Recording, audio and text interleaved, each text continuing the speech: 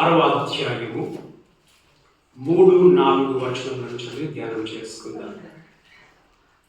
యోహాను రాసిన ప్రకటన గ్రంథము 6వ అధ్యాయము 3-4 వచనములు. సరే, వాక్య అంశం 2వ ముద్ర, ద సెకండ్ సీల్, 2వ ముద్ర. మనం పోయిన వారంలో మనం ఏం చూసాం? మొదటి ముద్రను ఎవరు విప్పారు? మొదటి ముద్ర ఎవరు విప్పారు? అప్పుడే మర్చిపోయారమ్మా. కుమారుడు విప్పాడు మొదటి ముద్రను. ఆ 4 జీవులలో ఒక జీవి వచ్చి చూడు అని యోహాను పిలిచినప్పుడు, ఆ ముద్రను విప్పినప్పుడు జరిగింది ఏంటమ్మా? ఎవరు బయటికి వచ్చాడు? ఒక మనిషి దేని మీద వచ్చాడు? ఏ గుర్రం మీద వచ్చాడు? తెల్ల గుర్రం మీద వచ్చాడు. ఏం పట్టుకొని వచ్చాడు? కిరీటం పెట్టుకొని వచ్చాడు. బాణము లేకుండా విల్లుతో ఆయన వచ్చాడు. కాబట్టి మనం ఏం చూసుకున్నాం? అది సమాధానం అది అబద్ధమైన సమాధానాన్ని ఆయన తీసుకొని వచ్చాడు. అబద్ధమైన వ్యక్తి క్రీస్తుగా కనపరుచుకుంటూ వచ్చాడు. అబద్ధమైన బోధ, సమాధానాన్ని గురించి చెప్పాడు. అబద్ధమైన వాగ్దానం, మీకు సమాధానం ఇస్తానని వాగ్దానం చేశాడు. ఈరోజు మనం చూస్తే మనం ఈ 2వ ముద్ర విప్పిన చదవండి 3వ వచనం. ఆయన ఈ ఆయన ఎవరమ్మా? ప్రభువైన యేసు క్రీస్తు, వధింపబడిన గొర్రె పిల్ల. ఆయన 2వ ముద్రను విప్పినప్పుడు రమ్ము అని 2వ జీవి చెప్పుట వింటిని. రమ్ము అని చెప్పుట 2వ జీవి. 2వ జీవి రమ్ము. ఈ రమ్ము అనే పదాన్ని కొందరు వాక్య విశ్లేషకులు ఏమని అంటారంటే, రమ్మని చెప్పుట వింటిని అని అంటే, ఈ రమ్ము అనగానే జీవి, ఇంకొక జీవి వచ్చింది ఇక్కడ. ఓకేనా? రమ్ము అని అంటే యోహాన్ని రమ్ము అని కాదు, కానీ ఈయన రమ్ము అనగానే సెన్స్లోకి ఇంకొక జీవి ఎంటర్ అయినట్టుగా చాలా మంది విశ్లేషకులు చెప్తూ ఉంటారు. ఆ రమ్ము అని చెప్పినప్పుడు చదవండి. అప్పుడు వేరొక గుర్రము బయలు వెళ్ళను. ఎర్రని దైవం వేరొక గుర్రము. ఇదేంటిది మా? వేరొకటి అంటే ఏంటిది? అడత్త లెవెల్, వేరే లెవెల్కి పోతా ఉంది. మనం చూస్తే ఈ 7 ఏళ్ల శ్రమల కాలము అనేది లెవెల్ క్లైమాక్స్ వరకు పోతుంది. ఒక్కొక్క లెవెల్ ఒక్కొక్క విధముగా. ఇప్పుడు హారర్ సినిమా చూస్తున్నప్పుడు ఏమైతుందమ్మా?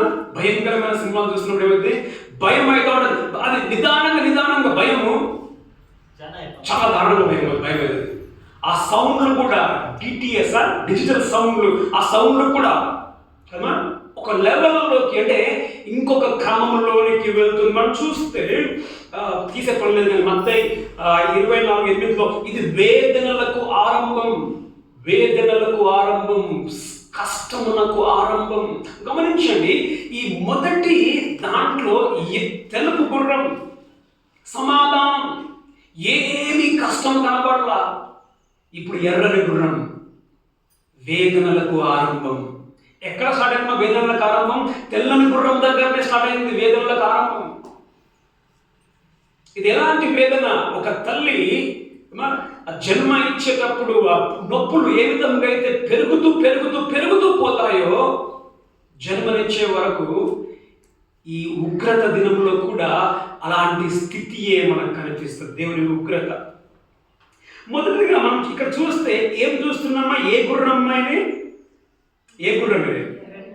ఎర్రని గుర్రం అని మనం చూస్తూ ఉన్నాం. తర్వాత ఇంకేముంది?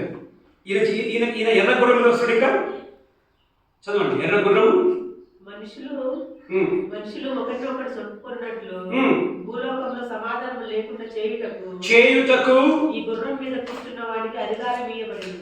ఓకే. మరియు అతనికి ఒక పెద్ద ఖడ్గం ఇవ్వబడింది. పెద్ద ఖడ్గము. గమనించండి మా, మొదట వచ్చినప్పుడు తెలుపు గుర్రంలో వచ్చాడు. ఇప్పుడు ఎరుపు గుర్రం. ఎరుపు దేనికి గుర్తు అని అంటే రక్తానికి గుర్తు, బ్లడ్. ఎరుపు రక్తము, ఎరుపు మంటకి, అగ్నికి గుర్తుగా ఉండి ఉంటున్నది దాని రంగు. మొదటిసారి వచ్చినప్పుడు ఏ విధంగా వచ్చాడమ్మా?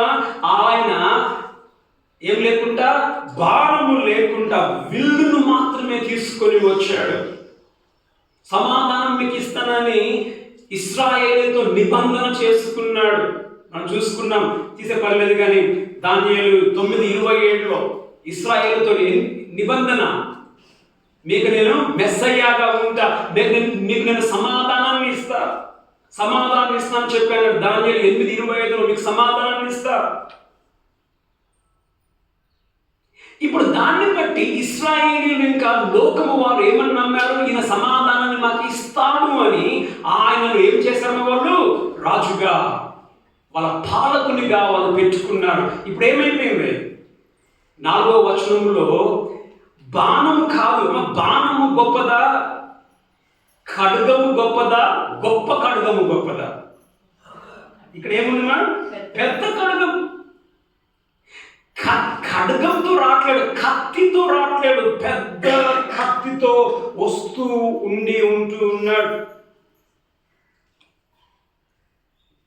గమనిస్తే ఇక్కడ మనము ఎందుకు మారాడు, మారడానికి ఏ విధముగా వీలైంది అంటే వీళ్ళు నమ్మారు. ఎవరు నమ్మారు? ఈ ఇశ్రాయేలు వారు కానీ ఈ దేశము వారు కానీ ఏమని నమ్మారు? ఈయన మాకు సమాధానాన్ని ఇస్తాడు అని నమ్మారు. ఆ నమ్మకాన్ని బట్టి ఆయన, చదవండి దానియేలు 8:25.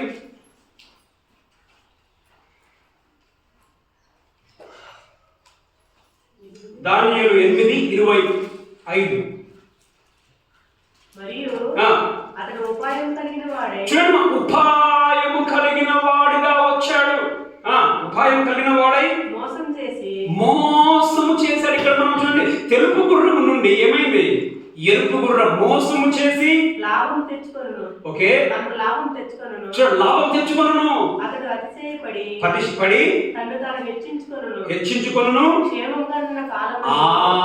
క్షేమముగా ఉన్న కాలమందు వీళ్ళు అనుకున్నారు, క్షేమము మాకు సూపర్ పాలకుడిన సరిపోయింది అనుకున్నాడు. ఎప్పుడైతే ఈ యొక్క అబద్ధ క్రీస్తు వారి యొక్క నమ్మకాన్ని పొందుకున్నాడో ఏమైందమ్మా? నమ్మకము కుదిరిన తర్వాత రంగుని మార్చాడు. తెలుపు రంగు ఏమైంది? ఇప్పుడు ఎరుపు రంగుని మార్చాడు. నమ్మక ద్రోహి. మొదటిదిగా మనం చూస్తే ఈయన మోసపరచువాడైన, ద డిసీవర్, మోసము చేయు శక్తి, మోసగాడైన. గమనించండి, ఇప్పుడు మొదటిగానే ఎర్ర గుర్రంలో వస్తే, పెద్ద ఖడ్గం పట్టుకొని వస్తే నువ్వు కూర్చోరా అంటారా? సింహాసనం మీద కూర్చోమన్నారు. వీళ్ళు కూర్చోమని చెప్పడానికి ఎందుకు వీలైందంటే, తెలుపు గుర్రంలో వచ్చి బాణం లేకుండా వచ్చాడు కాబట్టి ఓకే నెమ్మది మాకు ఇస్తాడని వాళ్ళు చెప్పారు. ఆ నమ్మకాన్ని ఏం చేసుకున్నాడు? ఆయన తన ఉపయోగానికి మార్చుకొని రంగుని సడన్గా, చూడండి, గుర్రాన్ని మార్చాడు. ఇంకేం మార్చాడు? కాదు, తన ఆయుధాన్ని కూడా మార్చాడు. మోసం, సడన్ గా షాక్ అందరికి. చదవమ్మా, ప్రకటన గ్రంథము 2వ అధ్యాయం 10వ వచనం. మీరు శోధింపబడినట్లు. ప్రకటన 20లో 10 2 చెప్పిన, సారీ 12 20లో 10. వారిని మోసపరచిన అపవాది ఎవరు? ఈయన అబద్ధ క్రీస్తు ఎవరు? మోసగాడు. ఈయన మోసగాడు. మోసం చేసుకొని వచ్చాడు, నమ్మించాడు. నమ్మిన తర్వాత రంగును మార్చాడు ఆయన. మొదటి తిమోతి 2:14.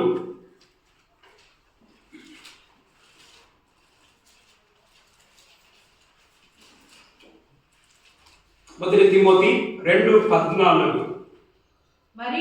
మరియు ఆదాము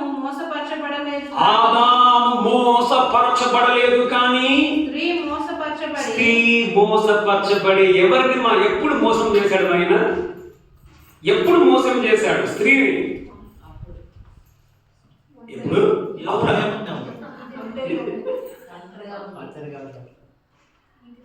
ఏదేను తోటలో హవ్వను మోసం చేశాడు.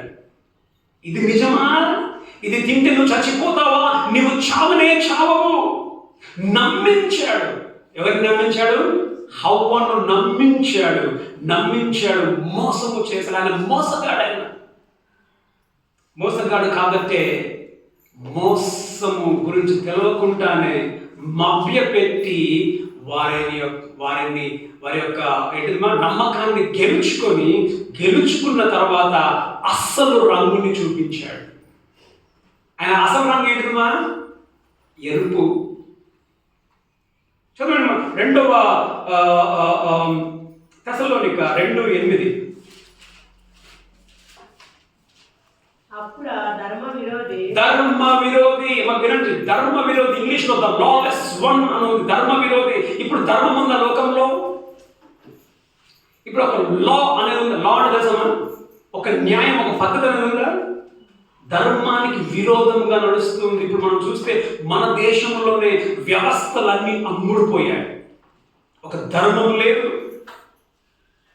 పంచాయతీకి పోతే నీకు ధర్మం లేదు. మనం చూసారా మీరు ఎలక్షన్లో, బీహార్ ఎలక్షన్లో జరుగుతున్నప్పుడు ఒక ఆమె పెద్ద లీడర్, వాళ్ళ కూతురు లీడర్ ఉన్నాడు, వాళ్ళ భార్య ఉంది, వాళ్ళ కూతురు ఉంది. అందరూ వచ్చేసి ఎక్కడ చూపింది వాళ్ళ మన వీడియో దేనికి మనం టీవీ న్యూస్ కొరకు టీవీ యాంకర్లు పోయి మీరు ఓటేసిండ్రా అని చెప్పి అనగానే ఏం చూపిస్తారు? ఇక్కడ వేస్తారా? లెఫ్ట్ హ్యాండ్కి వేస్తారా? తండ్రి లెఫ్ట్ హ్యాండ్ చూపించాడు, భార్య లెఫ్ట్ హ్యాండ్ చూపించింది, కూతురు ఇట్లా చూపించింది. ఇట్లా చూపేయగానే తండ్రి తనకి చూసింది. చూడగానే ఇట్లేదు అంటే ఏంటిది? ఎన్నో వేసింది? 2 ఓట్లు వేసింది. ధర్మం ఉంది రోజులలో? ధర్మం లేదు. నువ్వు ఎక్కడికి పోయినా న్యాయం లేదు. అధర్మం నడుస్తుంది. ధర్మ విరోధి అంటే సాతాను ధర్మం ఇప్పుడు లేదు. ఈ ధర్మ విరోధి రావడానికి ఇవంతా సూచనలు. ధర్మ విరోధి బయలుపరచబడును.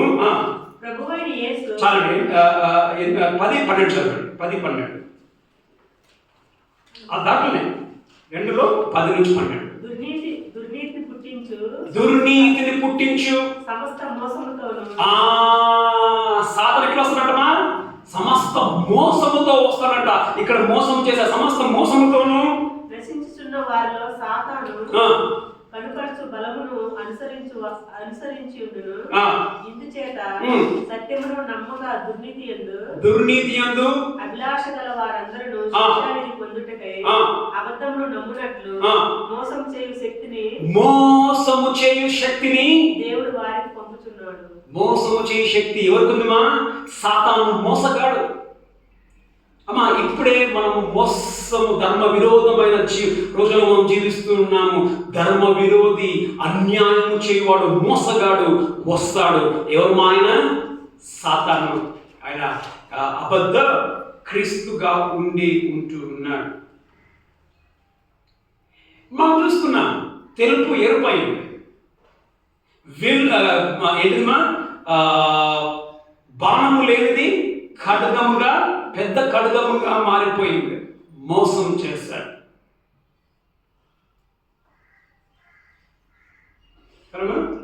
అనేక సార్లు మనం ఏ విధంగా ఉంటూ ఉన్నాం? మనము జనాలను మోసం చేస్తామా చేయమా?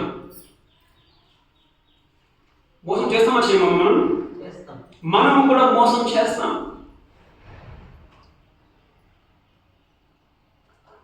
ఏ విధంగా మోసం చేస్తామండి మనం? చాలా మందికి తెలుసు కదా. పని అయ్యేదాకా ఏం చేస్తాము? అన్నా అన్నా అన్నా అని తిరుగుతావు. పని అయిపోయినాక అప్పుడు మనం రంగు చూపిస్తాం. ఇయ్యను పోరా, ఏం చేసుకుంటావు చేసుకోపో కదా.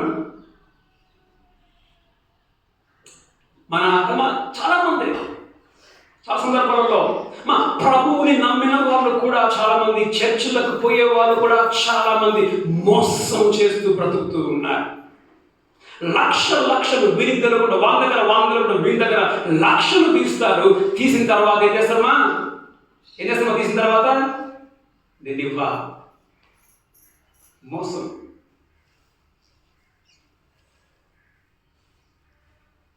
ఇప్పుడు విధంగా మోసపోయిన వ్యక్తి ఏం చేస్తాడు? సార్ అన్న నాకు పిలవదన్న వాడు ఎంత చేస్తానని చెప్పేసి వచ్చి చేతులు కట్టుకొని బతిమలాడినా నన్ను. అస్సలు నాకు ఇప్పుడు తెలిసిందన్న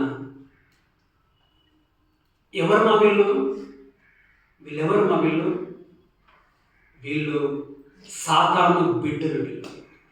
వీళ్ళు దేవుని బిడ్డలు కాదు. నీకు తెలుసు, గమనించండి, నీకు తెలుసు నువ్వు మోసం చేస్తావని. తెలవకుండా నువ్వు తీసుకుంటావా? ఇప్పుడు ఈయన ఈ అబద్ధ క్రీస్తు వచ్చాడా లేదా తెలుపు గుర్రం మీద? ఆయనకు తెలియదా ఎరుపు రంగంలోకి మారదని చెప్పి ఆయనకు తెలుసు ఎరుపులోకి మారతాడని. తెలియదు ఎవరికనంటే ఇశ్రాయేలు వాళ్ళకి తెలియదు ఈయన ఎరుపులోకి మారతాడని. నీకు తెలుసు నువ్వు ఎదుటి వాడిని మోసం చేయడానికి నువ్వు ఫిక్స్ అయ్యావని నీకు తెలుసు. పాపం ఆయనకు తెలియదు నువ్వు మోసగాడివని. తెలియక మరి ఎంతో మంది లక్షలు పోగొట్టుకున్న వాళ్ళు ఉన్నారు. నాకు తెలిసిన వాళ్ళు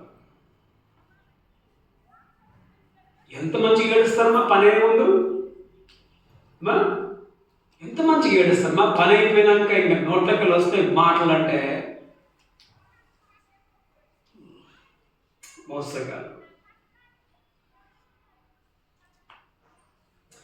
బైబిల్ ఏం చెప్తా ఉంది మోసగాళ్ళ గురించి? చదవండి మా 1 కొరింథీ 6:9. 1 కొరింథీ 6:9. అన్యాయస్తులు దేవుని రాజ్యముకు వారసులు కాదు. గమనించండి, నువ్వు అనుకోవచ్చు నువ్వు యేసు ప్రభువుని నమ్ముకున్నానని, నేను చర్చకు వెళ్తాను నువ్వు అనుకోవచ్చు. నువ్వు అన్యాయస్తులు అయితే నువ్వు పరలోక రాజ్యానికి నువ్వు వెళ్ళవు. ఇతరులను మోసం చేసుకొని బ్రతుకుతున్నట్లయితే వేస్ట్ మాది. నీ దశమ భాగాలు వేస్ట్. నువ్వు ప్రతి ఆదివారం చర్చకు వచ్చేది వేస్ట్. నువ్వు ప్రార్థించేది వేస్ట్. నీ భక్తి వేస్ట్. అది వ్యర్థమైన భక్తి. అది అన్యాయస్తులు దేవుని రాజ్యమునకు వారసులు కారు. తర్వాత దాంట్లోనే 10 చివరి భాగం చదవండి. దోచుకొనువారు. ఇక్కడ దోచుకొనువారు ఏంటి? దోచుకుని మోసమే వస్తుంది. కబ్జాలు చేసేవాళ్ళు, భూములు కబ్జాలు చేసేవాళ్ళు, దోచుకొనువారు, ఇంకొకరిని పుట్టగొట్టేవారు అన్యాయస్తులు. చదవండి 2 తిమోతి 3:13.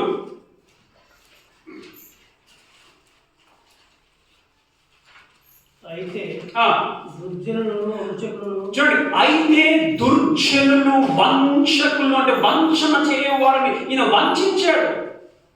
అబద్ధ క్రీస్తు వంచాడు దుర్జనులను వంచకులను. గమనించండి, వాళ్ళ పనే మోసము చేయదు. ఇతరులను మోసము చేయొచ్చు, తామును మోసపోవచ్చు, అంతకంతకు చెడిపోతాడు. అర్థమైందమ్మా? నువ్వు ఒక్క మోసంతో నువ్వు ఆగవు. ఇంకో మోసం నువ్వు మోసం చేస్తావు, నీవు మోసపోతావు. అంతకంతకు యేసు ప్రభు వచ్చే వరకు లోకం చెడిపోతుంది, మోసముతో నిండిపోతుంది. నాకు అనేకులు తెలిసిన వాళ్ళు ఉన్నారు. గవర్నమెంట్ ఉద్యోగాలు ఉంటాయి. గవర్నమెంట్ నీకు ఎంత ఇస్తుంది? 1,00,000 రూపాయలు, 2 లక్షలు రూపాయలు జీతం ఇస్తుంది. ఏం చేస్తావు? ఇంకో నీకు గవర్నమెంట్ ఉద్యోగం ఉంది శైలమ్మ, మన గవర్నమెంట్ 1,00,000 రూపాయలు వస్తుంది నీకు ఇస్తా అని చెప్పేసి నీ దగ్గర తీసుకోండి. తెలవకుండా ఇంకొకరి దగ్గర లక్షలలో జనాలు మోసం చేసిన క్రైస్తవులు ఉన్నారు. వంచకులు ఇతరులను మోసము చేయొచ్చు, వారును మోసపోతూ అంతకంతకు చెడిపోదురు. సాతాను ఎవరమ్మా? ఏమని చదివాం? సాతాను ఎవరని చదివాం? ఆ మోసగా ఏమనుంది? ప్రకటన 20:10లో ఏముంది? మోసపరిచిన అపవాది. మోసపరచిన అపవాది. నీలో అపవాది ఉన్నాడు. నువ్వు దేవుని బిడ్డవు కాదమ్మా, నువ్వు మోసం చేసేవాడివి అయితే. ప్రకటన 22:11. ప్రకటన 22:11. అన్యాయం చేయువాడు. చాలా అన్యాయం కింద ఉంటుంది. ఇంకా అన్యాయం చేయువాడు ఇంకను అన్యాయమే చేయు. అన్యాయము చేయువాడు ఇంకను అన్యాయము చేయమనేమో అర్థమైనది. మోసము చేయువాడు ఇంకను మోసము చేయలేమో. నువ్వు మారవు.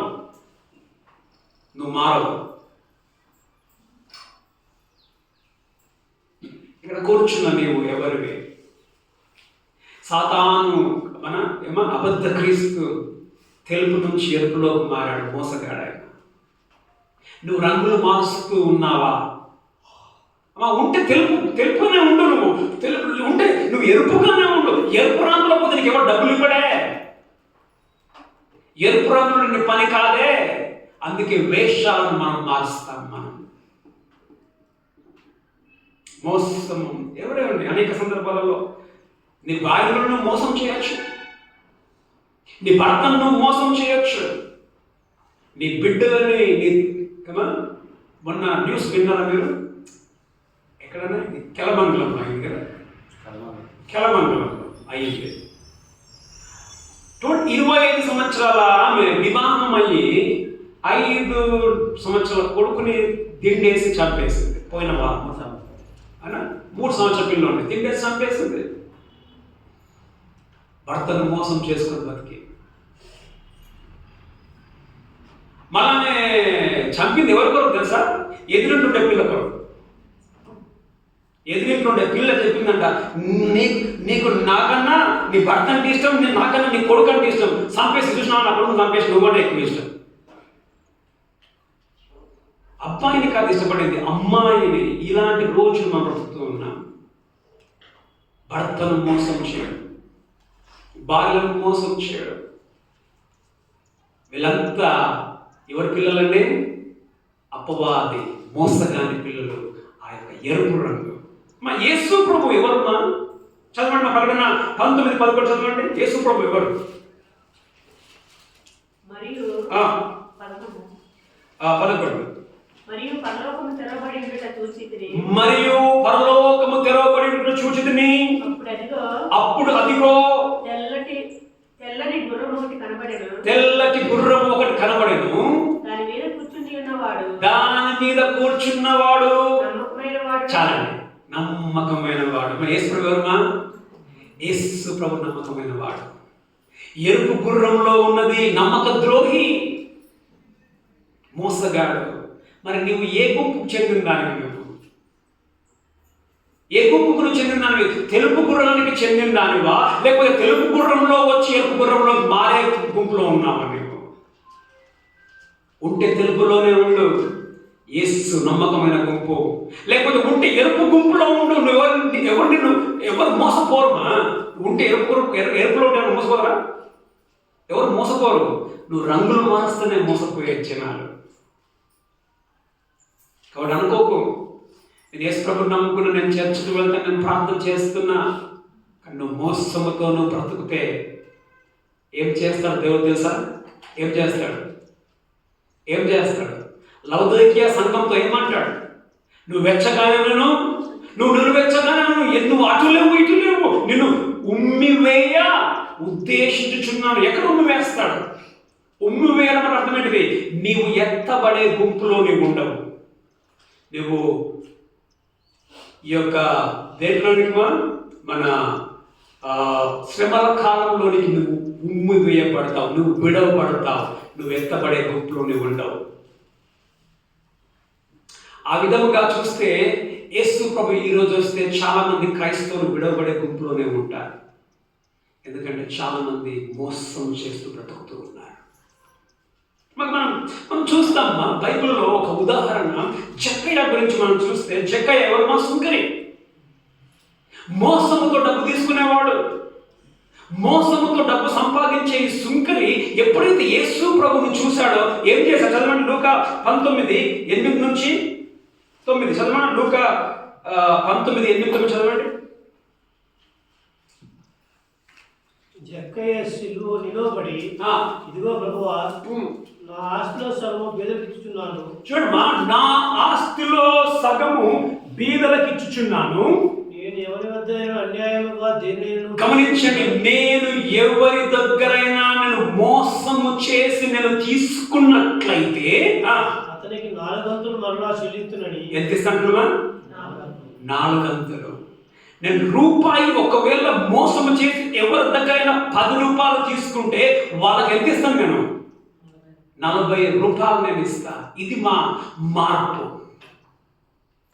నువ్వు యేసు ప్రభు నమ్మినోడివైతే చూడమ్మా, నమ్మకం ముందు మోసం చేశాడు ఎవరు? జక్కయ్య. నమ్మకం ముందు డబ్బులు వసూలు చేశాడు, మోసం. ఇప్పుడు ఎప్పుడైతే యేసు ప్రభుని ఆయన చూచాడో మార్పు వచ్చింది.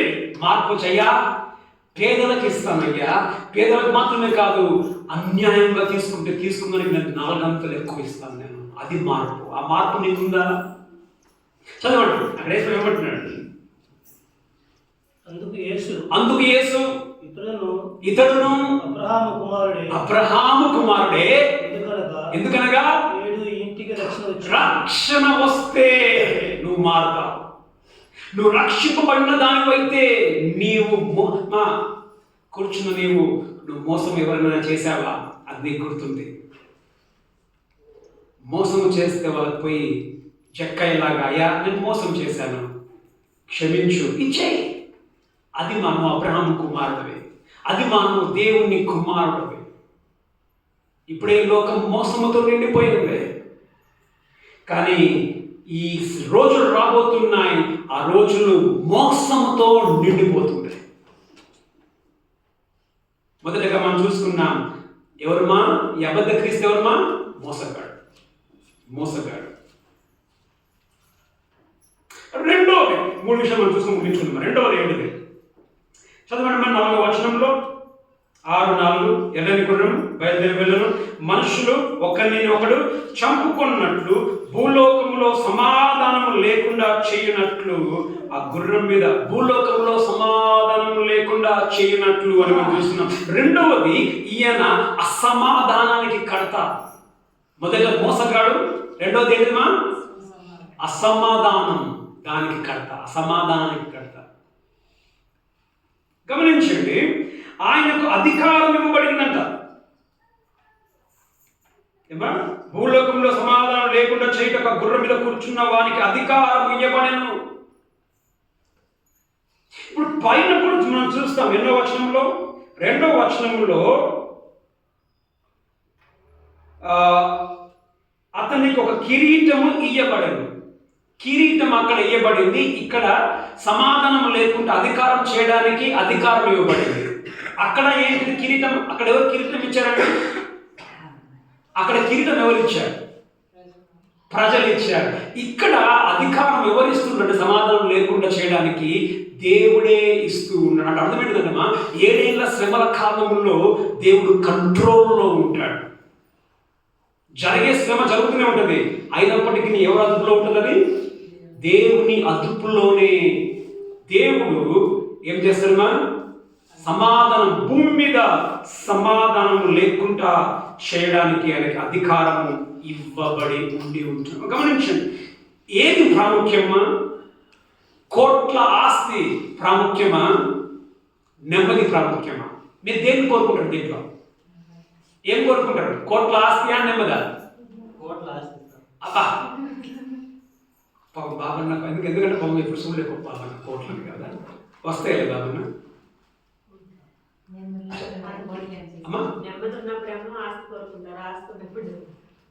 నెమ్మది ఉన్నప్పుడు ఆస్తి కోరుకుంటారు, ఆస్తి ఉన్నప్పుడు ఓకే నెమ్మది కోరుకుంటారు, 2 ఉన్నప్పుడు ఓకేనా? ఓకే. సో మనం చూస్తున్నామా అనేక సందర్భాల్లో అమ్మ సమాధానము ఆస్తుల కంటే, అందానికంటే, ఆరోగ్యము కంటే, హోదా కంటే, నీ జ్ఞానము కంటే, నీ శక్తి కంటే సమాధానం ముఖ్యం. ఎందుకంటే అనేకులు నిన్న ఒక వెళ్తూ ఉన్నప్పుడు ఒక అమ్మ పిలిచింది. ఆమె టీచర్, రిటైర్డ్ అయిపోయింది, పెన్షన్ 30,000 దాకా వస్తుంది మన అందులో, గవర్నమెంట్ టీచర్. పిలిచి, సార్ నాకు కొంచెం ప్రార్థన చేయండి సార్ మీ ఏసరికి.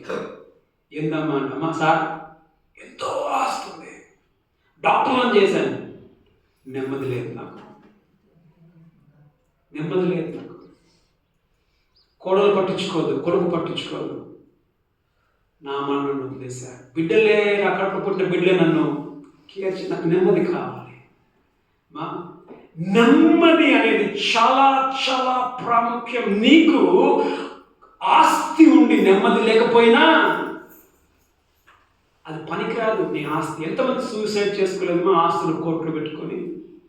కోట్లు లేకుండా నెమ్మది ఉంటే అదే తిరుగుతాయి కదా.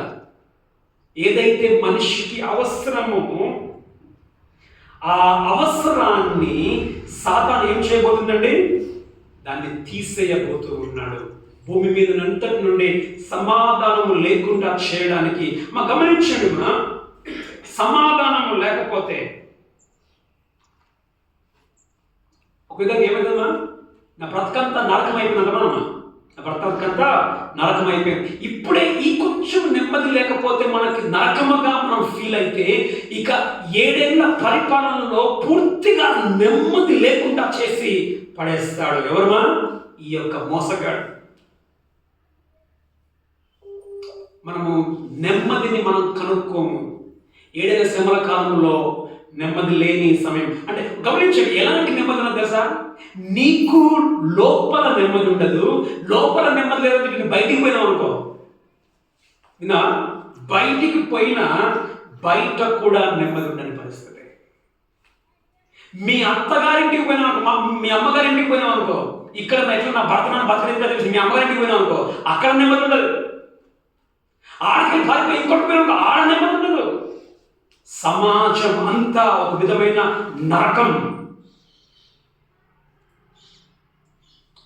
ఒక విధంగా చెప్పాలంటే ఇప్పుడు మనం ఒక పాప గురించి మనం విన్నాం, ఏమన్నా నందిత అనే ఒక పాప గురించి మనం విన్నాం. ఏమని?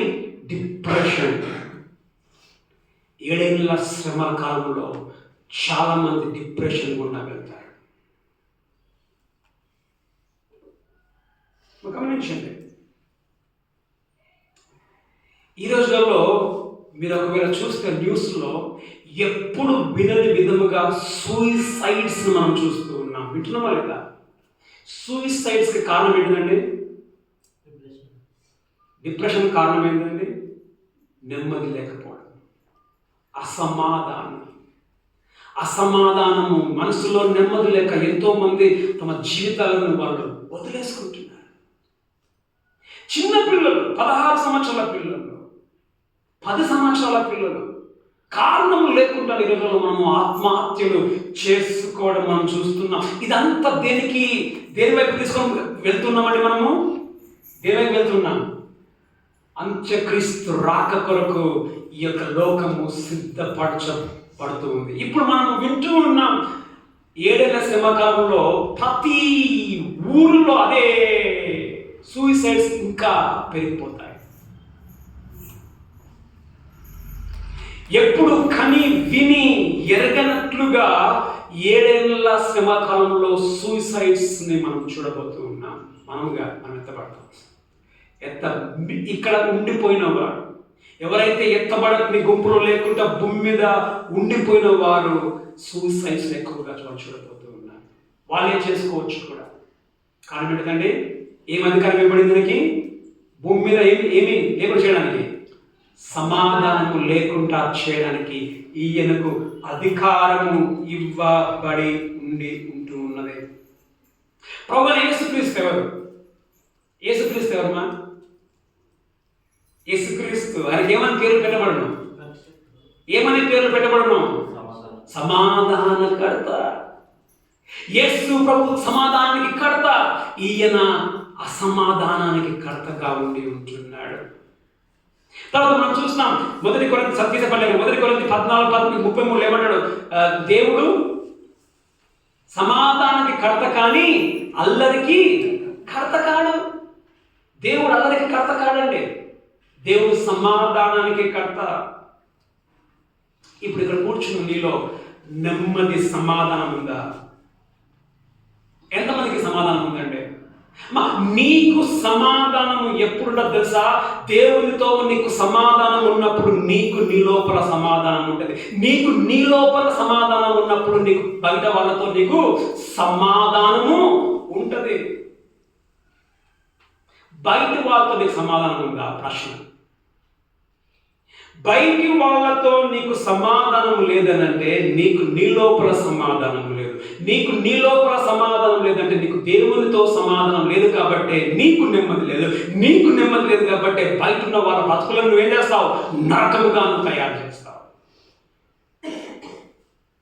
ఇప్పుడు ఎంతమంది క్రైస్తవులు లేరు వేరే వాళ్ళ ఇళ్ళల్లో నిప్పులు పోసిన వాళ్ళు, వేరే వాళ్ళ కుటుంబాలలో నెమ్మది లేకుండా చేసిన క్రైస్తవులు ఎంతమంది లేరండి? అది నువ్వే కావచ్చు. ఇంకొకరికి నెమ్మదిగా బతకనీయవు. కొందరు ఉంటారు కదా, చూస్తారు వెట్ల బతుకు నెమ్మదిగా. చర్చికే పోతాడు, మళ్ళా ప్రార్థన చేస్తాడు, నువ్వు వెట్ల బతుకు నేను చూస్తా. ముఖ్యంగా భార్య భర్తలలో కుటుంబాలలో ఎక్కువ జరుగుతుంది. భార్య కోపం వచ్చిందనుకో, చూస్తారు ఎట్లా బతుకుతావు నువ్వు. ఆడు కరెక్ట్ కాదు, వాడు కరెక్ట్ కాదు. అనేకమైన కేసెస్ నేను చూశాను. భర్త మంచుకున్నా ఈ దయ్యం ఉంటుంది అక్కడ. ఏ దయ్యం? సాతానుడు మోసం చేయువాడు. ఈ నెమ్మది లేకుండా చేసే దయ్యము వాళ్ళు ఉంటుంది కాబట్టి కుటుంబంలో భర్త సరిగ్గా ఉన్నా కానీ భర్త బ్రతకని నరకం చేసి పడేస్తారు వాళ్ళు. ఎట్లా? కేసు పెడుతుంది. ఎవరి మీద? మొగని మీద. కేసు పెడితే ఆ కేసు నుంచి ఎట్లా తప్పించుకొని ప్రయత్నం చేస్తున్నా అంటే, ఓహో ఇది ఇంకా సరళకుండా ఇంకో కేసు పెట్టాడు దాని మీద. ఓ ఇంకా సరళకుండా ఇంకా ఎవరిలాగా? వాళ్ళ అమ్మలాగా, వాళ్ళ నాన్నలాగా, వాళ్ళ తమ్ముడిలాగా. ఎక్కడికి? జీతమా కారణం లేకుండా ఎంతో మంది తమ భర్తలను జైలు లాగిన వాళ్ళు నేను చూశాను. కారణం లేకుండా భర్తలు మాత్రమే. మా టార్గెట్ ఎవరమ్మా నీకు? అసలు మన టార్గెట్ ఎవరు ఉండదు. నీకు నెమ్మది ఉంటే దేవుడికి వదిలేయాలి. కానీ మనం నువ్వు టార్గెట్ నీ భర్తను చేసినప్పుడు నీ భర్తను మాత్రం పట్టుకుంటూ ఏం చేస్తారు సార్? భర్తతో పాటు భర్త తల్లి తండ్రిని కూడా ఇరికిస్తారు. ఏం చేశారు? వరకట్నం వేధింపులు, కులముతో దూషించారు. ఎంతమంది ఈ రోజులలో కుటుంబాలలో నాకు తెలుసుమా, చాలా మంది భార్యలు తమ భర్తలను బస్సాలకు ఇచ్చిన వాళ్ళు, చర్చకు పోతున్న వాళ్ళు నాకు తెలుసు. ఎంతో మంది భర్తలు సూయిసైడ్ చేసుకున్న వాళ్ళు కూడా నాకు తెలుసు. మీరు విన్నారు ఎప్పుడన్నా? భార్య పెట్టిన టార్చర్ భర్తలు చచ్చిపోయింది. ప్రేమకు విన్నదంట. ఇంకెవరు వినలేరా? ఇద్దరు ముగ్గురు చాలు. అరే రీసెంట్గా ఒకటి వచ్చింది న్యూస్. పాపం 1 hour గంట సేపు వీడియో తీశాడు ఆయన. భార్య పెట్టిన టార్చర్, భార్య ఇంటి వాళ్ళు పెట్టిన టార్చర్. అక్కడికి పోలీస్ ఎక్కడమ్మా కోర్టుకు వెళ్తే కూడా కోర్టులో కూడా ఆ జడ్జి అన్నదంట, ఆమె కూడా ఆడమనే. ఆ జడ్జి అన్నదంట 4 లక్షల రూపాయలు సెటిల్ చేసేస్తా. పాపం మీద డబ్బులు లేవు. నేను అనుకున్నాను నాకు కోర్టులో కూడా నాకు న్యాయము దొరకదు. 1 hour వీడియో తీసి ప్రాణం చేసుకుంటాడు. టార్చర్. ఇక్కడ కూర్చున్న నీవు ఇతరుల బ్రతుకులలో నువ్వు నెమ్మది లేకుండా నీవు చేస్తూ ఉన్నావా? నీలో దయ్యం పనిచేస్తూ ఉండే. నువ్వు దేవుని బిడ్డవు కాదు. ఎందుకు? దేవుడు సమాధానానికి కడత. దేవుడు అల్లరికి కర్త కాదు. నీ వలన బయట వాళ్ళకి అల్లరి జరుగుతుంది అని అంటే నీ లోపల దుష్టుడే ఉన్నాడు, కానీ సమాధాన కర్త అయిన దేవుడు నీ లోపల లేడు. చదువు యెషయా 57:21. యెషయా 57:21. దుష్టులకు నెమ్మది ఉండదని. ఎవరుమా? సాతానుడు. ఎవరుమా? దుష్టుడు. ఇక్కడ ఉన్న నీకు నెమ్మది లేకపోతే నువ్వు దుష్టుడువే. నువ్వు సాతాను బిడ్డవు కాబట్టి నీకు నెమ్మది లేదు. నీకు నెమ్మది లేదు కాబట్టి దరిద్రుడు ఇంకొకరి బతకనీయుడు. యెషయా 59:8. శాంతవర్తనము వారెరుగరు, వారి నడవడిలో న్యాయం కనబడదు. శాంత వర్తనము వారు ఎరగరు అంటే వాళ్ళ దారిలలో ఏమడదండి? నెమ్మది పోదాం పా, ఇంటికి పోదాం పా, వాడు వచ్చింది పోదాం పా, వాడు వచ్చింది పోదాం పా. వాళ్ళ దారిలోనే నెమ్మది ఉండదు వాళ్ళకి. దారిలోనే వేరొన్ని ఏం చూస్తారు వాళ్ళు? కుటుంబాలను నాశనానికి బజార్కి ఇచ్చిన వాళ్ళు ఉన్నారు. ఇప్పుడు నాకు తెలుసు చాలామంది, నేను మగవాళ్ళని నేను మాట్లాడటం లేదు. ఎక్కడైనా మీరు భార్య భర్తలను చూసారమ్మా? భార్యలు భర్తలు వదిలిపెట్టిపోయింది, భర్తలు భార్యల భర్తలను నాశనం చేసినప్పుడు ఎప్పుడు చూసారా? ఎవరైనా? తక్కువ, చాలా తక్కువ, చాలా తక్కువ. ఎక్కువ ఆడుకునేది ఆడవాళ్ళే, పురుషులతో. జాగ్రత్త. వాళ్ళు చూస్తున్నారు ఏమా అంటే నేను ఇవన్నీ మనం చూస్తున్నాం కాబట్టి ఇంట్లో పెట్టుకుంటాం అన్నా, ఇంట్లో పెట్టుకుంటాం కచ్చారు అంటారు. వినండి, మాకు చాలా మంది ఇప్పుడు ఈ డైవోర్సెస్ అనేవి కూడా కారణం ఏంటిది? డైవోర్స్ కారణము నెమ్మది లేకపోవడమే. కారణం ఎవరు? సాతానే. బైబిల్లో మనం చూస్తాం, శక్యమైతే అందరితో మీరు సమాధానముగా ఉండండి. సమాధాన పడమంటుంది వాక్యం. అల్లరి చేసుకొని తెగేదాకా తెంపుకోమండం లేదు దేవుని వాక్యం. సమాధానం. ఒక మాట, నీవు ఒకవేళ నిత్యముగా దేవుని బిడ్డవైతే నువ్వేం చేస్తావు? మత్తయి రాసిన సువార్త 5:9. మత్తయి 5:9. సమాధానపరచువారు ధన్యులు, వారు దేవుని కుమారులు. ఎస్, నువ్వు దేవుని కుమారుడు అయితే నీకు సమాధానం ఉంటుంది. నువ్వు దేవుని కుమారుడు అయితే నువ్వు సమాధానం పడతావు, కానీ గబ్బు లేకపోవు. వేరే బతుకులని నాశనం చేయవు. చాలా మంది నేను చూసిన వాళ్ళు, నాకు తెలిసిన వాళ్ళు భర్తను దూరం పెడతారు. భర్తను మాత్రమే కాదు, అరే నువ్వు ఇంకా నెమ్మది లేకుండా నా బిడ్డలు కూడా నా దగ్గర నేరా. ఇప్పుడు భర్త ఏమనుకుంటాడు? కనీసం నా భార్యనే కావాలనుకుంటాడు. భార్య అంటే నేను పక్క అంటది. సరే నా బిడ్డలు, నీ బిడ్డలు కూడా నువ్వు నీ బిడ్డలు నీడ కొనుక్కోవద్దు. నీ నీడ నా బిడ్డల మీద కూడా ఎంత నరకమండి ఆ భర్తకి. వాళ్ళు సమాధానం కాదు, మా నరకాన్ని చేస్తారు వేరే వాళ్ళ బ్రతుకులు. కాబట్టి ఇక్కడ కూర్చున్న నీవు వేరే వాళ్ళ బ్రతుకులను నరకం చేస్తూ ఉన్నావా? నెమ్మది లేకుండా వేరే నువ్వు చేస్తున్నావా? నీవు దయ్యం నీలో పనిచేస్తుంది. నువ్వు అపవాది బిడ్డవు. నువ్వు గమనించండి. ఈరోజు మనం చూస్తూ ఉన్నాం, చాలా మంది ఇలాంటి వాళ్ళను సమాజం చూస్తున్నాం. ఎక్కడికి వెళ్తుంది సమాజం? అంత్యక్రీస్తు రాకడ కొరకై లోకము సిద్ధమవుతూ ఉంది. లోకం మాత్రమే కాదు, సంఘం సిద్ధమవుతూ ఉంది. ఎందుకంటే సంఘంలోనే అనేకులు ఉన్నారు అలాంటి వారు, ఇతరుల బతుకుల నాశనము నరకం చేసేవారు. ఒకవేళ నీవు ఆ గుంపులో ఉంటే నువ్వు ఎక్కడ ఉంటావండి? ఎత్తబడే గుంపులో ఉండవు, విడువబడే గుంపులో నీవు ఉంటావు. నువ్వు రక్షింపబడిన దానికి కాదు. నువ్వు రక్షింపబడితే నీలో మార్పు ఉండాలి. చివరిగా చివరిగా ఈయనకి ఇంకా ఏమి, ఈయన చేతిలో ఏముందండి? పెద్ద ఖడ్గం ఉంది. పెద్ద ఖడ్గం. రోమా సోల్జర్స్ దగ్గర చిన్న కత్తి ఉండేది. వాళ్ళు ఏమైనా యుద్ధానికి పోతే చిన్న కత్తి వాళ్ళు పెట్టుకునేది. దేనికంటే ఒకవేళ ఛాన్స్ వచ్చినప్పుడు కూర్చొని. ఈయన దగ్గర చిన్నది కాదు, పెద్దది అని అంటే రానున్న 7 ఏళ్ల శ్రమల కాలం ఎంత భయంకరమైన రక్తపాతం జరగబోతుందో మనం చూస్తూ ఉన్నాం. భయంకరమైన రక్తపాతం. ఈయన ఎవరు తెలుసమ్మా? ఈయన అసలు నెమ్మదిని ప్రేమించేవాడు కాదు, ఈయన రక్తపాతాన్ని ప్రేమించేవాడు.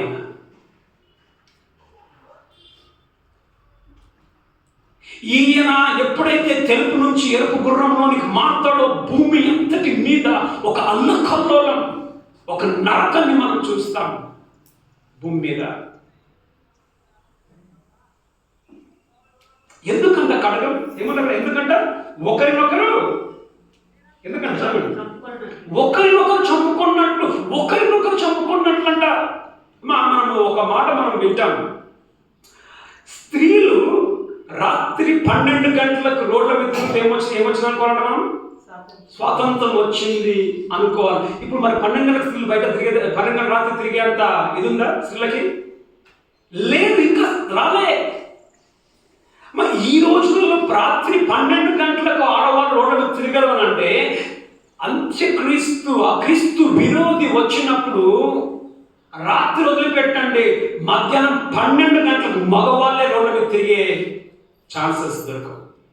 భయం, భయం,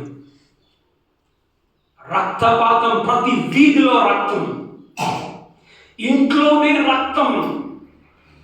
ఇప్పుడే మనం చూస్తున్నాం కదా, పిల్లలు తల్లులని పొడిచేది, తల్లులు పిల్లల్ని పొడిచేది, పీక్స్లోకి వెళ్ళిపోతుంది రక్తపాతం అనేది.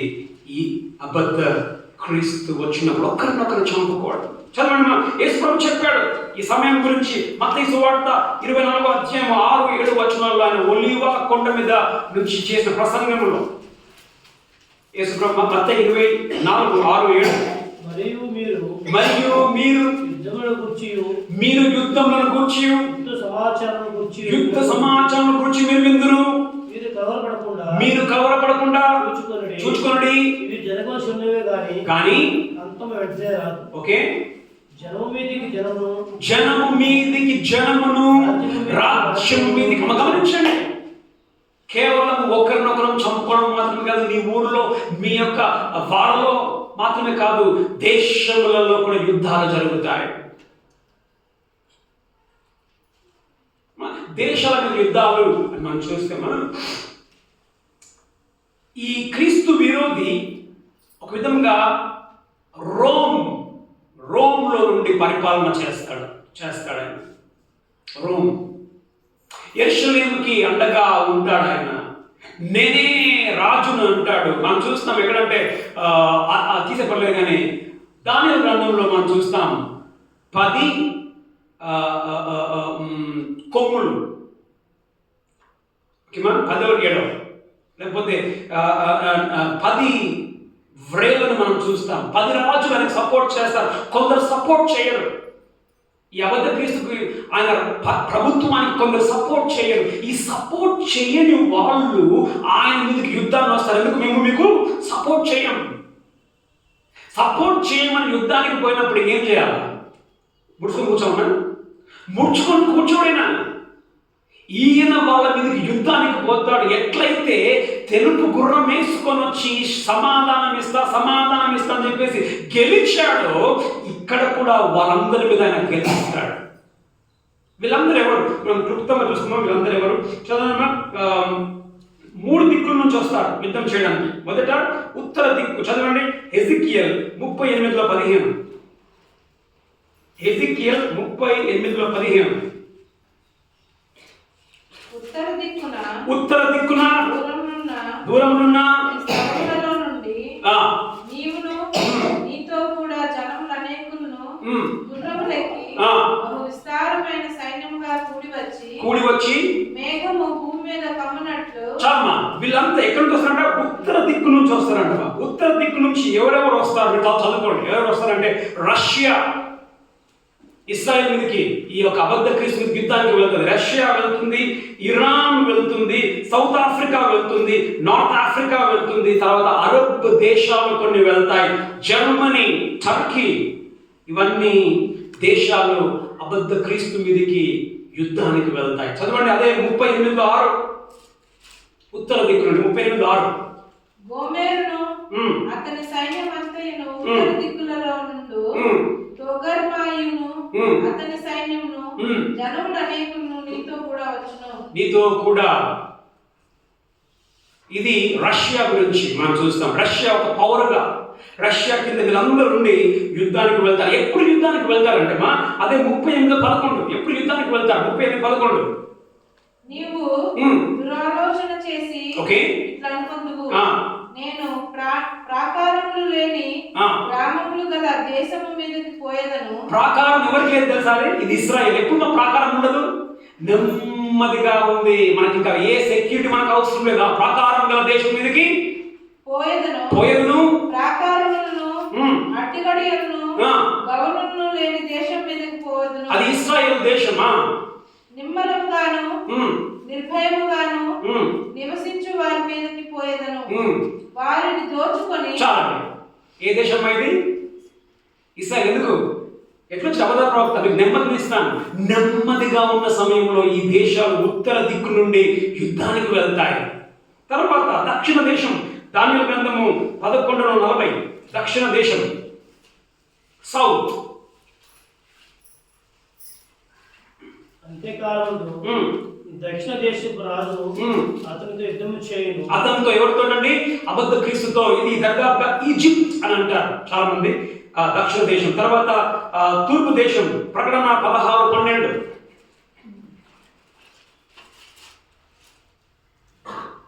ఆరవ దూత ఉమ్. తన పాత్రను యూఫ్రటీసు అను మహానది మీద కుమ్మరింపగా ఆ, తూర్పు నుండి తూర్పు నుండి వచ్చు రాజుల చాలా తూర్పు నుంచి కూడా రాజు మూడు వైపుల నుంచి ఎవరిని ఎదుర్కొంటారండి?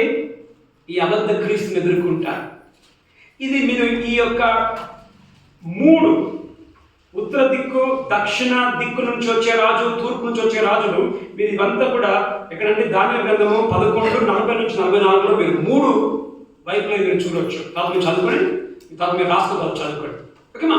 ఇప్పుడు మూడు వైపుల నుంచి అనేకమైన రాజుల సమూహము యుద్ధానికి పోతారు. ఎవరి మీదకి పోతారు? యుద్ధానికి పోతారు. అబద్ధ క్రీస్తు. ఎందుకు? మేము మీ రాజ్యానికి మేము ఒప్పుకోమన్నప్పుడు ఈయన ఏం చేయాలి? ఇంకా మా గమనించండి అమ్మా, ఎంత భయంకరమైన సినిమా అది. ఒక దేశానికి యుద్ధం కాదు, దేశాలన్నీ కలిసి యుద్ధంలోనే. గమనించండి, ఊర్లో ఒకరినొకరిని పొడుచుకునేది, తర్వాత ప్రపంచంలో కూడా దేశాల మధ్యలో ఏం లేదండి, నెమ్మది, యుద్ధాలు.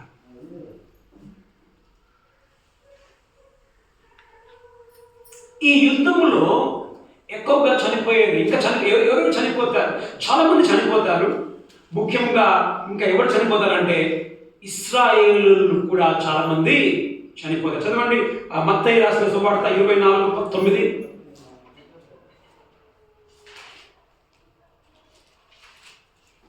అప్పుడు జనులు మిమ్మల్ని శ్రమల పాలు చేసి చంపేదరు. చాలండి. తర్వాత ప్రకటన 6:9. ఆయన ఐదవ ముద్రను విప్పినప్పుడు ఓకే, దేవుని వాక్యం నిమిత్తమును తాను ఇచ్చిన సాక్ష్యం నిమిత్తమును వాక్యము నిమిత్తము సాక్ష్యము నిమిత్తము వధింపబడిన వారి ఆత్మలను వధింపబడిన వారు ఏంటండి? ఆ రోజు చాలా మంది యేసు కొరకు నిలవబడిన వారు చంపబడతారు. గమనించండి, ఎప్పుడు ఇది అవుతుందంటే చూడమ్మా, ఎప్పుడు ఇశ్రాయేలు వారిని చంపుతారు తెలుసా? అంతవరకు సమాధానం అన్నాడు లేదా? సమాధానం అన్నాడు ఒకటేసారి. ఎందుకు చంపుతాడనంటే ఆయన యెరూషలేము మందిరాన్ని కట్టిన తర్వాత యెరూషలేములో మళ్ళా ఏం చేస్తాడు? బలులను ప్రారంభిస్తాడు. బలులను ప్రారంభించిన తర్వాత 3.5 సంవత్సరాల తర్వాత బలిని మారుస్తాడు. చూడండి, ప్రకటన దానియేలు 11:31. దానియేలు 11:31. దానియేలు 11. సూర్యులు లేచి ఓకే 11:31. సూర్యులు లేచి పరిశుద్ధ స్థలపు కోటను అపవిత్రపరిచి పరిశుద్ధ స్థలం అపవిత్రపరుస్తారంట. ఈ యొక్క మొదట తెలుపు గురంలో వచ్చినప్పుడు పవిత్రం చేస్తాడు. ఈ 3 సంవత్సరంలో అపవిత్రపరిచి బలులను నిలిపివేస్తాడు. హేయమైన వస్తువు అంటే ఏం తెలుసమ్మా? హేయమైన వస్తువు పందిని బలిస్తాడు. ఎక్కడ బలిస్తాడు సార్? ఎక్కడ బలిస్తాడు? పందిని యెరూషలేము గుడిలో పంది హేయమైన దాన్ని బలిస్తాడు. ఎప్పుడైతే పందిని బలిస్తాడో ఇశ్రాయేలులో ఏమొస్తుంది? ఎవరు నిజమైన మెస్సయ్య కాదు, ఈయన అబద్ధం. తిరుగుబాటు వచ్చినప్పుడు తిరుగుబాటు వచ్చినప్పుడు అనేక మంది చంపబడతారు ఇశ్రాయేలీయులు. సో మొదటి ఏంటిదిమా?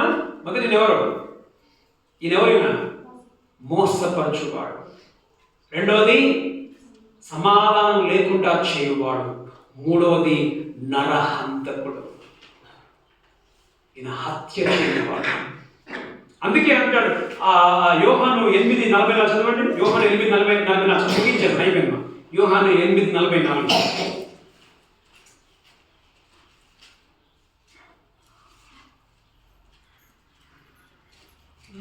మీరు మీ తండ్రి యొక్క అపవాది సంబంధులు మీ తండ్రి దురాశలు నెరవేర్చుకోరుచున్నారు. ఓకే, ఆది నుండి వాడు నరహంతకుడు. చాలండి, నరహంతకుడు. ఎవరు నరహంతకుడు? సాతాను నరహంతకుడు. ఆదామవ్వను హత్య చేశాడు, దేవుడి నుంచి దూరం చేశాడు. మీరు మీ తండ్రి అపవాది బిడ్డలు. ఆయన ఎవరమ్మా? నరహంతకుడు. ఇప్పుడు నువ్వు అనొచ్చు, అన్నా నేను ఎవరిని హత్య చేయలేదన్నా.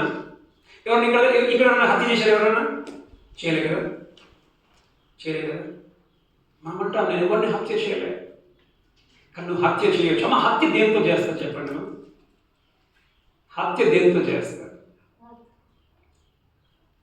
కత్తి కావాలి కదా. కత్తి పట్టుకొని నువ్వు గుచ్చితే వాడు చచ్చిపోతాడు. కానీ బైబిల్ ఏమంటుంది చదవండి. కీర్తనలు 59:7. కీర్తనలు 59:7.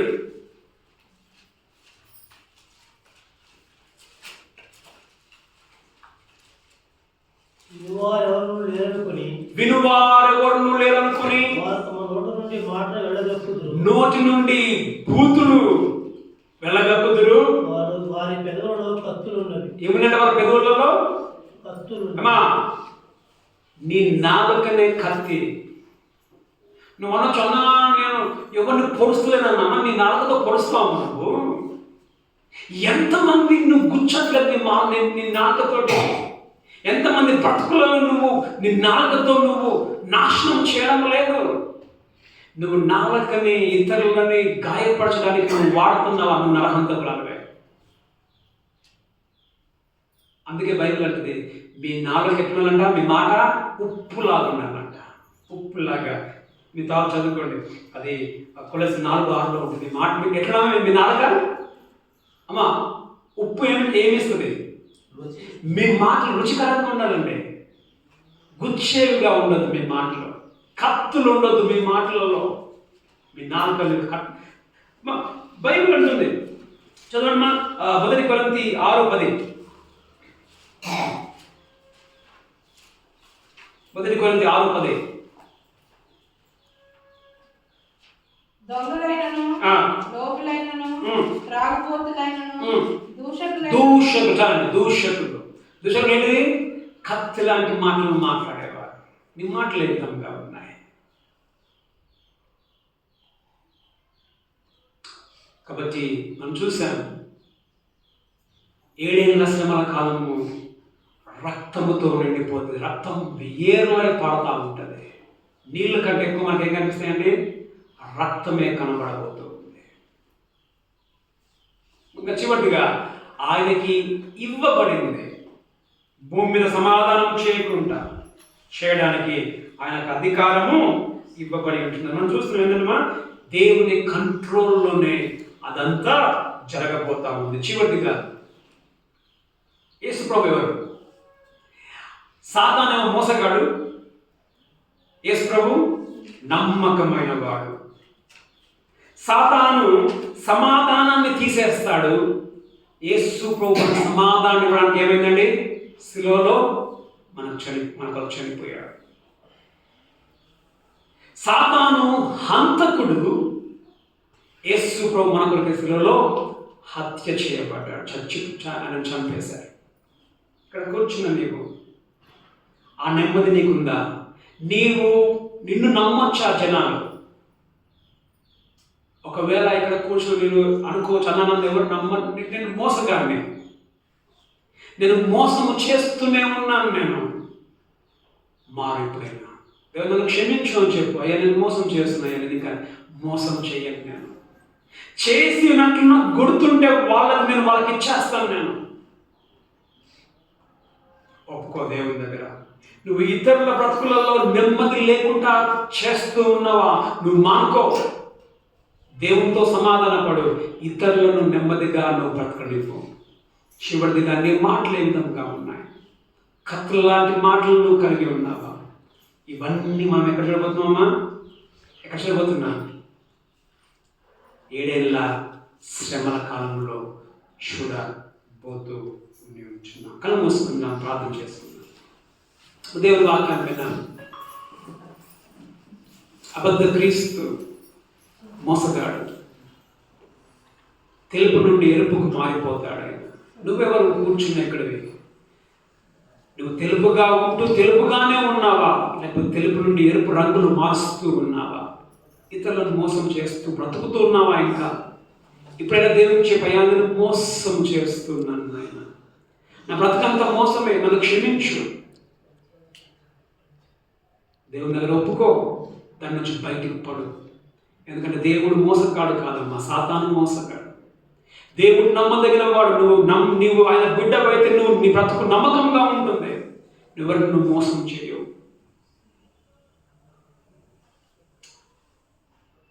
సమాధానకర్త దేవుడు. నేను మరి సాతాను నెమ్మదిని సమాధానం తీసేసే అధికారం ఆయనకి ఇవ్వబడి ఉంది. నువ్వు ఇతరుల కుటుంబాలలో సమాధానకర్తగా ఉంటూ ఉన్నావా, లేకపోతే సమాధానాన్ని చెడగొట్టే దానిగా వ్యక్తిగాను బ్రతుకుతూ ఉన్నావా? వేరే బ్రతుకులో నువ్వు నరకాన్ని నువ్వు సృష్టిస్తూ ఉన్నావా?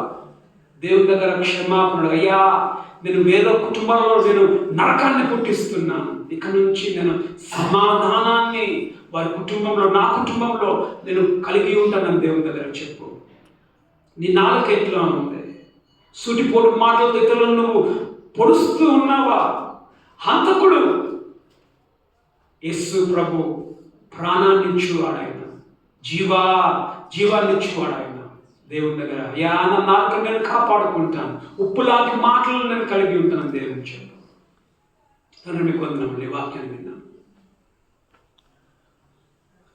నేను మరి మేము ఉమ్మివేయబడే వారి గుంపులో ఉండకుండా ఎత్తబడే గుంపులో ఉండకు సహాయం చేయండి. మోసము ఎవరిని చేసే వారంగా కాకుండా ఇతరుల కుటుంబాలలో నెమ్మదిని మాత్రమే తీసుకొని పోయే వారముగా, నెమ్మది లేకుండా చేసే వారంగా ఉండకుండా మాకు సహాయం చేయండి. మా మాటలు కూడా మరి కత్తి లాంటి మాటలు కాకుండా ఉండకు సహాయం చేసి నడిపించమని ప్రార్థించి మీకే వందనములు చెల్లించి యేసుక్రీస్తును ప్రార్థిస్తూ ఉన్నాం మా తండ్రి. ఆమె తండ్రి యొక్క కుమారుని యొక్క పరిశుద్ధ కన్య సహవాసం కృష్ణులందరికీ ఇప్పుడు సదాకాలం తోడై నడిపించును గాక.